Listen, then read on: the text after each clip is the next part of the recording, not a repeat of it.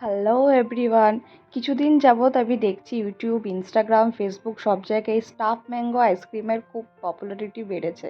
তাই ভাবলাম বানিয়ে নিই। হ্যাঁ, অনেকেই সেখানে আমি দেখছি দুধ দিয়ে ভালো করে তার মধ্যে মিল্ক মেড দিয়ে ভালো করে একটা ক্রিমি জিনিস তৈরি করে তার মধ্যে স্টাফ করছে। বাট আমার কাছে তো সেরকম সরঞ্জাম কিছু ছিল না।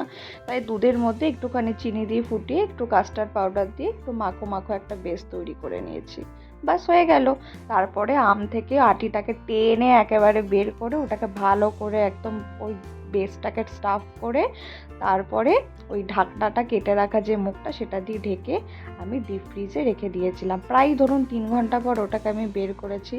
ভাবতে পারবেন না, এতটা চিল্ড ছিল যে আমার এইটা মানে আমটাকে ধরতে আমার পুরো হাত টাত জ্বালা করে গেছে। মানে খুব কষ্ট হচ্ছিল এটাকে আমার মানে ছুলতে কাটতে, কোনো রকম আমি কেটেছি। কিন্তু বিশ্বাস করুন, খেতে এতটা ভালো লাগবে আমি সেটা ভাবতে পারিনি। নর্মাল ঘরের সরঞ্জাম দিয়েই তৈরি তো, মানে দুপুরে তো কোনো খেয়ে কাজ নেই, তাই এইসবই করতে থাকি।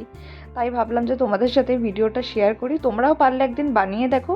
বেশি কিছু কিন্তু লাগেই না, জাস্ট একটু আম, কাস্টার্ড পাউডার আর দুধ থাকলেই হবে। এবার তোমরা অ্যাড অন করতে পারো বাকি আলাদা কিছু। চলো খেয়ে দেখি। খেয়ে দেখার পর কিন্তু দারুণ হয়েছে খেতে, ইয়াম্মি। আজকের জন্য টাটা।